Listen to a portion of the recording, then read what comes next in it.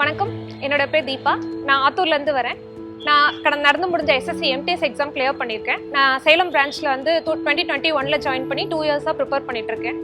MTSக்காக நான் எந்த ப்ரிப்பரேஷனும் தனியாக பண்ண கிடையாது. என்னோட ஃபோக்கஸ் வந்து பார்த்திங்கன்னா SSC CGL தான் இருந்துச்சு. ஸோ SSC CGL தான் நான் வந்து இந்த 2 இயர்ஸாக ப்ரிப்பேர் பண்ணிகிட்டு இருந்தேன். அண்ட் இதுவும் என்னோட ஃபஸ்ட் அட்டெம்ப்ட் கிடையாது. CGL இது வரைக்கும் நான் வந்து 3 attempts கொடுத்துருக்கேன். ஸோ அப்படி நான் ப்ரிப்பேர் பண்ணப்போ எனக்கு வந்து SSC MTS வந்து கிளியர் பண்ணதுக்கு ரொம்ப யூஸ்ஃபுல்லாக இருந்துச்சு. நான் CGLக்கு ப்ரிப்பேர் பண்ண எல்லா இதுவுமே எனக்கு வந்து MTSக்கு வந்து ரொம்ப சப்போர்ட்ஃபுல்லாக இருந்துச்சு. ஈவன் MTSும் நான் வந்து பார்த்தீங்கன்னா ஃபர்ஸ்ட் அட்டெம்ப்டில் கிளியர் பண்ணல. இது என்னோட செகண்ட் அட்டெம்ப்ட் தான். அண்ட் இது ப்ரிப்பேர் பண்ணி நான் கிளியர் பண்ணுறதுக்கு எனக்கு ரேஸ் இன்ஸ்டியூட் ரொம்ப ஆக்சுவலி ஹெல்ப்ஃபுல்லாக இருந்துச்சு. எப்படின்னா வந்து பார்த்தீங்கன்னா ஃபர்ஸ்ட் வந்து ஸ்டடி மெட்டீரியல்.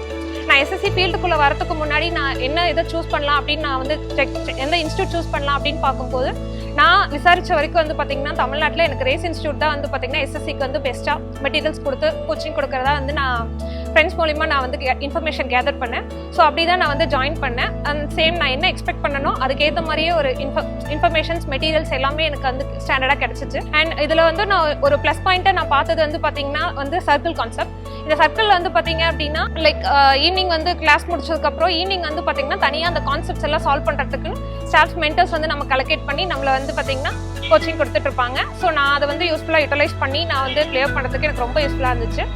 அண்ட் இந்த வீடியோ கண்டிப்பாக வந்து அப்கமிங் ஆஸ்பிரண்ட்ஸும் பார்த்துட்டு இருப்பீங்க. ஸோ உங்களுக்கு நான் சொல்ல வேண்டிய ஒரு விஷயம் என்னென்னா, யாருமே வந்து டேரெக்டாக எடுத்தோடனே படித்து இந்த இடத்துக்கு வரல.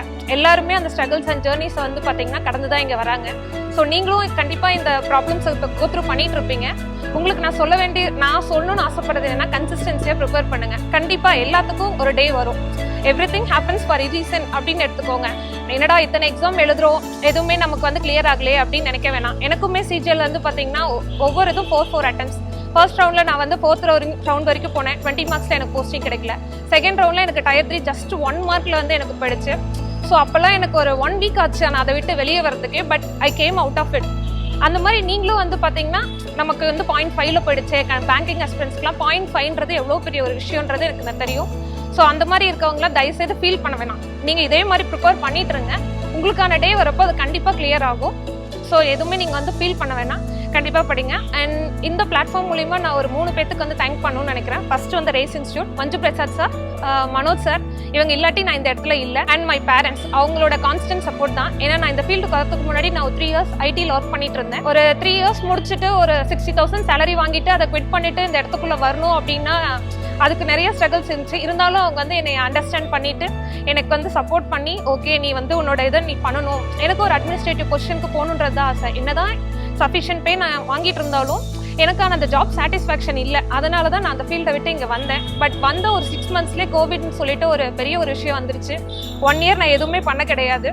அண்ட் ஆஃப்டர் 1 year வந்து நான் SSCக்குள்ளே வந்து அதுக்கு முன்னாடி நான் வந்து TNPSC 1 year ப்ரிப்பேர் பண்ணிட்டு இருந்தேன். அண்ட் அந்த எக்ஸாம் கிளியர் பண்ணதுக்கு அப்புறம் வந்து பார்த்தீங்கன்னா அதுவும் வந்து ஒரு 0.2 மார்க்ஸ் லைக் 2 மார்க்கில் வந்து எனக்கு குரூப் 1 வந்து கிளியர் ஆகல. பட் இருந்தாலும் திருப்பியும் அதே வந்து கண்டினியூ பண்ணுறப்போ 1 year கண்டினியூஸாக அதே படிச்சுட்டு திருப்பி அந்த புக்ஸ் எடுத்து படிக்கணும் அப்படின்ற ஒரு இது இப்போ எனக்கு வந்து டோட்டலாக வந்து ஐ எம் ஃப்ரஸ்ட்ரேட்டட். ஸோ அதே சிலபஸை வந்து மேட்ச் பண்ணி நான் வந்து கண்டினியூவாக ப்ரிப்பேர் பண்ணணும் அப்படிங்கிறதுக்காக தான் நான் SSCக்குள்ளே வந்ததே. பட் நான் ஒன்ஸ் SSCக்குள்ளே வந்தோடனே எனக்கு வந்து it's my cup of tea அப்படின்ற மாதிரி எனக்கு ஃபீல் ஆச்சு. ஸோ அதனால தான் நான் திருப்பியும் ரிவர்ட் எடுக்காமல் நான் அகெயின் SSCக்குள்ளே நான் வந்து கண்டினியூ பண்ணேன். அண்ட் SSC எனக்கு சஜஸ்ட் பண்ணதே என்னோட ஃப்ரெண்ட், அவங்க நேம் ஆனந்த்குமார், தமிழ்நாடு கிராம பேங்க்ல அசிஸ்டன்ட் மேனேஜராக ஒர்க் பண்ணிட்டு இருக்காங்க. ஸோ அவங்க வந்து பார்த்தீங்கன்னா கான்ஸ்டன்ட் சப்போர்ட் எனக்கு கொடுத்துட்டே இருந்தாங்க. அண்ட் என்னோட பேரண்ட்ஸ் இவங்களோட ஹெல்ப் இல்லாமல் நான் இந்த இல்லை. கண்டிப்பாக நீங்களும் சரி, low aim is a crime அப்படின்னு சொல்லுவாங்க. அந்த மாதிரி நம்ம எய்ம் பண்ணுறது எப்பவுமே வந்து ஒரு ஹை இதாக இருக்கட்டும். யாருமே வந்து பார்த்தீங்கன்னா நமக்கு இந்த கிளர்க் போதும், இந்த MTS போதும், இந்த குரூப் D போதும் அப்படின்னு சொல்லி நினைக்காம உங்களோட டெஸ்டினேஷனை நீங்கள் ரீச் பண்ணுற வரைக்கும் கண்டினியூஸாக நீங்கள் எஃபோர்ட் போட்டு படிச்சுட்டே இருங்க. ஏன்னா அப்போ தான் உங்களுக்கு ஒரு சாட்டிஸ்ஃபேக்ஷன் கிடைக்கும். என்னடா நம்ம இவ்வளோ எஃபோர்ட் போட்டோம், நமக்கு இவ்வளோ தான் கிடைச்சிருக்கா அப்படின்னு நினைக்க வேணாம். நம்ம டெஸ்டினேஷன் இது வந்து பார்த்தீங்கன்னா நம்ம சக்ஸஸ் ரீச் பண்ணுறதுக்கு முன்னாடி நமக்கு இது வந்து பார்த்தீங்கன்னா ஒரு ஜேர்னி. நம்ம ரிசல்ட் வாங்கலன்றது செகண்ட் கேஸ். பட் நம்ம வந்து பார்த்தீங்கன்னா அந்த ஜேர்னி வந்து நம்ம கரெக்டாக ட்ராவல் பண்ணோம் அப்படின்னா நம்ம ரிசல்ட் வந்து பார்த்தீங்கன்னா ஆட்டோமேட்டிக்காக நம்ம வந்து அதுக்கான அவுட்புட் வந்து கண்டிப்பாக நமக்கு கிடைக்க தான் போகுது. ஸோ நம்ம இந்த பாத்தில் நம்மளோட ஜேர்னி வந்து ரொம்ப இம்பார்ட்டன்ட். ஸோ அந்த ஜேர்னி எல்லாரும் சேஃபாக பர்ஃபெக்டாக ட்ராவல் பண்ணுவீங்கன்னு நினைக்கிறேன். Have a happy journey.